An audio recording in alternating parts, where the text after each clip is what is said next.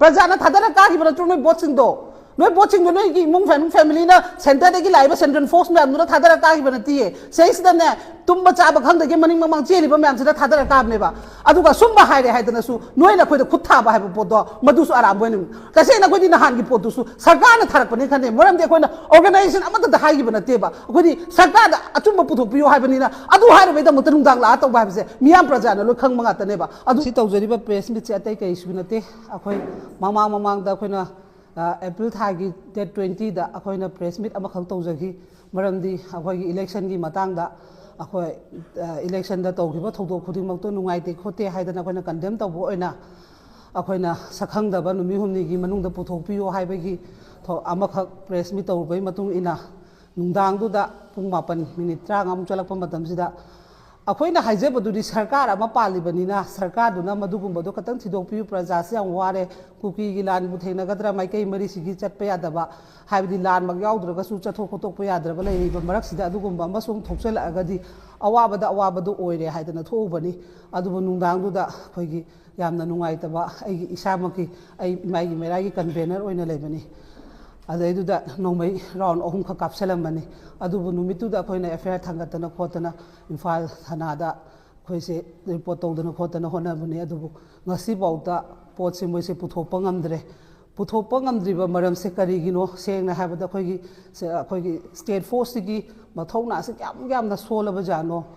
maram disi state aba topada oiraga di dum puthokpa du ngamnai ado akhoigi oina di masi suna makta mama mamangda tawgiba myamsu simadi phare adagi doctor gi mafam da oiro advocate to oiro anambada dum simat thabak se am tawra abanina masi yam nungai jade ado si sarkar na dum tumina yenga lei doribra masi gi khoigi action se khara kanna lobiba madi darka oi haba potuni ngasi ngarang da su akhoigi press khoigi paumi amada su sumaina tawrami haba matai adu su nungai te paumi haba se tasengna harabada मुखोइसु लेबाकी दमकता इरमदम सिंह म्याम सिदा अचुंबा पोतो पुथोकना बा हाइदना होनादना माइकै खंगदगै चचरिबनी इचासिंगना नोमै पाइरा चपदो मोइसु मोइन पाइजरिबा कैमरा मोइन पाइजरिबा फोन अदुदुना मोइना कैप्चर तौरगा होचरगा प्रजा म्याम द ज्ञान ताहना होनाजबनी अदुना अखोइगी ममाइगी मैरागी साइटेगी हाइजगदबदी अतै कैसु नते विलेज वॉलंटियर ngaकपसिन सु ngaकदबनी पौमिगी सु तसेंगना ममा अखोइ लै अदुगा इसादा थोकिबा थौदोकि दुसु अखोइगी स्टेट फोर्स ना अथुबा मतमदा मदुसु थिदोकपि यामना दरकार ओइ नत्रगदि अखोइ मसेंजे सुमाइना लैनरगदि मसि यामना सरकार पालिबा अखोइगी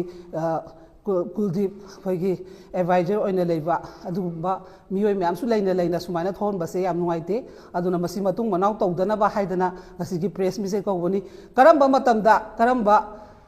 था क्या चंगिदोनो चाही क्या चंगिदोनो प्रजा अमगी खुलाव मागी हाई तसेंगना अयोन हेरास ओइरे चथोप खोतोपदसु तसेंगना नुवाइतबम पुए अदो आइना हाइनिंगिदी मोइदा खुनेक्ता चलिबो मोइसु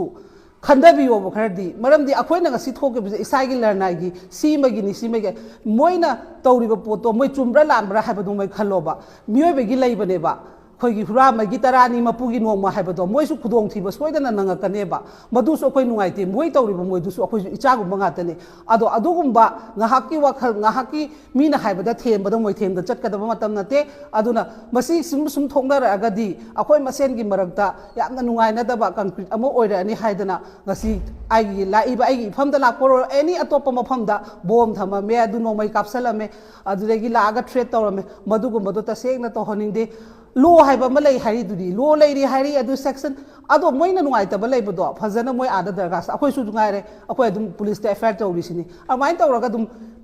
यामना इंगना तपना पोलकपा याबा सोल्यूशन सिदा सुमाइना मियोन हेरासमेंट पिरगा मे हेडेक तौरगा तौनी हाइबदुदी मदु लानगनी नोइगिसु हुजिकिदी नोइ सेंगना हाइबदा नोइगी प्रोटेक्शन लईयेदना नोइना तौबो ओरगासु मधु मतुंग मनाव तौगनोना नहान ममांग कोइना सेट एंड प्रोटेस्ट पामबदसु हाइरदुनी अदो हंजन मसिगी थबकसे सुम तौना लेरे लान बोइरेदना कोर्ट ता फाइट तौनरगा लोरे नोइना दुम थागल एसी मिसिदी होंगबो चौबसि सिनी हाइरबा नोइना दुम पुथोपम थोकपनेबा नतदना अरमाइना तौरगदी तसेंगना याम इकाइ सिदैसिदा कोइना दि हाइबे यारो कोइ एनिमी ओइरबा कुकी ला तौबनी दि कोइ हाइबे यारो मरमदि अखोइ मसेन दै तौबनी हाइबसे प्रजा मियामना लोइमा खंगबनिना मसि तौहनिंगदे मतुंग मनावदा तौदना बसु होनबियु अदुगा हौजि फंबिरिबा सरकार नेना तौरिबा कांगुसिना करीनो खंद्रे Moina खलिबा वाखलसे laan gi poram su huji pokta aseng ba clear cut amata su haide sina ngahale ga ama hai nahan makta su yung amisana mu ama mu thopam ngange masa masa na ngangja giba chahi ama sida ngang giba record to amung tan review tawraga ne tabi yu haining eba praja khoi di taseng na habada ya wasal eba ma su praja phata su center da phami ba mane ba ko ma su home pai ni ado mana ka ngang be statement du bu mamang na kari ngang ki parliament na kari ngang ki madu khunbang to amtang di khangdok biro akoi ta seng na ngasi so adum haisini chak chak khom am di chari bani na ta seng na yam na ikai ni ngai gi pot ama sum oisela ani sumai na khoina law be hela agadi sarkar gi sum prices down chasala ani ha pot to adu khanda bi wan akoi na singa nge haidana horin ngang mi thar gadam na teba akoi na singa nge haidana akoi de harassment pi han gadam na teba e praja na sima haidai se adu tadi masigi positive lak na akoi ka dor ga khone sige hai tar ga di wang gadam neba ar mai dum harassment pi ra mi bu nam da ne khala ga di sum nong ma gi down or ba henjela kani aduna double engine sarkar ni aduna sarkar se ngasi su amuk last oina request tawse natraga di akoi su imai gi mera gi side gi imam yam tawraga kari gumba akoi su khothaba khara tawninga pa gi pot amala ani aduna ngasi last oina final oina ngasi gi press meet ase thoksa bani masi gumba je thon biganu reporter sing da su madu gumba harassment pi biganu akoi su ngai re mapan tho chapang amdre icha sing da sum base tawdraga di kanai praja khoina kai tabang amdoino moi su achu mara ni moi su lan theng darim de noina meyam da nomai ka na pham do moi su da changaga masai gi sibana ba khang daga akoi da report pi na ba praja miyam ji gyan ta na ba hona bane madu gumba da khut tha ba du su yam nuai te mamang da gi sum tawro lak pani du bu ye phagadra khalak pa da sum henjalak pa gi poram oire masi am thuna sarkana akan ba unified command ama su phambiri dana ko governor phambiri dana phambagi state amagi section gi di moi sarkar gi section gi di moi provision se amta kai dina loi leiri ba leiraga output pi bangam ji se kari gi no ngasi ba akoi governor su ngai re ngasi bau ta mana hairoga assam rifle leiram badagi kaino to khara ingdabani gumba assam rifle na tawri ba myam do ba proof loi uram na tro more da assam rifle na kai to hige nahan yengu naran sena da se cpf halaga asona kan kumbirom da kaino to bogumba karam bano ba tawri ba potse aduga hairoga koi di kuldi phange akoi di nutrient de leibni nutrient lai lak por ga di darka leite ba aran mi do thabak punishment pi habne ba koi na habdi ye na lale ye ta pi oina lale oi da pi habne natna noi nutrient da cinema drama yeng lai habne te governor da so hai sini akoi gi hujing ruling party opposition party punamak ta hai sini ba akoi di punishment pi lan ba du puthok si praja war habne ba praja war habsi hen ba kai hai doino praja na thadana ka gi ba tru noi bot sing do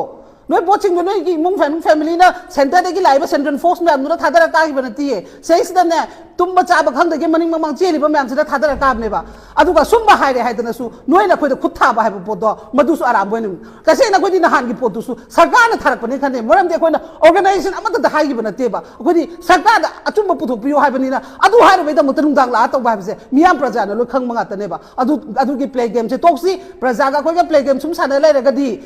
tasengna phattaba sum oinarani kuki lan su lan ni beite khoi masen da su yamna farak taba oinarani masi khara gameplay se tokpisi aduga reporter singda mi ge hing nungdin khakdana chali basingda madugum bodo matung da amung tawira anu haiba potse masim ta ga haijerge aduda khunek ta yari ba khudi maksu noi nong mara tab ai nong amu ko su hanna hari sini hura me gi tarani mapugi no ma haiba do noi su chaitheng choidana phangakani aduna noi su phadau noi su wakhal gyan taw khoi punam mana tawri ba se kari gi damak ta tawri ba no haiba do noi na second thought am khatang leiraga wakhal khandaraga thabak taw adu khatang ga hairam ge masigi da makta ai press meet ko ne ngasi ko kai gumba sigi matung da yamdra bada hoi akoi na nini humni haibe su moida kano to 15 days boki matung da ai sa da to gi poto report pi bangam draga di imam yam ga loina raga punamak loina raga national media do ro su ai law go ne ba ai gi thengna ba mafam da ai thengna ne ba ai lem da di hal loe ba mana adu ma ka pa me na ai ke du bai han duino maduna maram oraga ai haijai sini 15 days boki manung da ai gi da to gi pot khudi mak da puthok piu sarkar na su madu kan na action to biu maya na to dre haidra ai tumina lero ai di ta seng na dum hanjan jan chang gini mai kai khudi mak da ai changpham to pacha manung ma pan phula mang su mateng pang biu ha pot se ai ngasi media gi thong da hairam sini yam na nungai tre ai gi thangmoi de yam pen da ai khoi na ngasi haijarak badi aram bam ta su haiba nate akoi di achom manga ta du haibi bai wadani fatta bodu fatti haibani adu kari sauningai lege ba adu ai onda mai na tawraga is akoi gi mai gi mai ra sotha gi ni imai gi mera nemda gi ni akoi su cheng na haiba da akoi kai no ma sinning ak gi boi gi adum ba file ba ma yosel eba aduna madu khana ba pamde adu bai matam da huji unified command da fambi governor amasung honorable cm home su pai biri bani aduna masigi law se ketang improve oina ba khoi state ki law yam china leitre adu amtang improve oina ba hona minasi sakhang ga da ba sing do atuba matam da phadok sing ngasi zu haire sing sakangdabasingdo atuba matamda phadoksi si natragadi mi amata masa masa harassment na moiram da ningtamna kaisu freedom da imphal da khara chachaga mafam si chapang amna dare haibdi nungdang pung mangai tarpam da kari toro kadagi haibe mi matam amada hai ki dai atopa state kai party na panba matam da di nungdang ima maira pai bi tumham jabang khang hojik ni hel hojik su same moina tawgre na noisu tawduri braba mina tawgre ha da noisu tawduri baba haiba da di am hai ki dai na wahi wata da di mamangi tawbuda du tawde na ado मधुगी वानते अखोइदे अमगी अमगी वानते मीना फतबा तौद्रे हाइदना नम फतबा लमन सिंगदमते मीना तौखिदबा मीना तौगे पोतो अदुगुम थोलोइगे बतु मरो हाइदना तौगदमने अदो सीदी अमु हेना युमदा लेबो किसलेबा नहांगैदि मैरा संगदा मतमदुदना मैरा संगदा लागा संगबा गातनेबा हौजिति युमदा हिप्पा किनरे अदुना मसी थुना सरकारना यंजनबियु 15 days की बौकी मनुंग सिदा सकंगदबा पुथोपियु हाबसे इमागी मैरागी साइडगी हाइजगी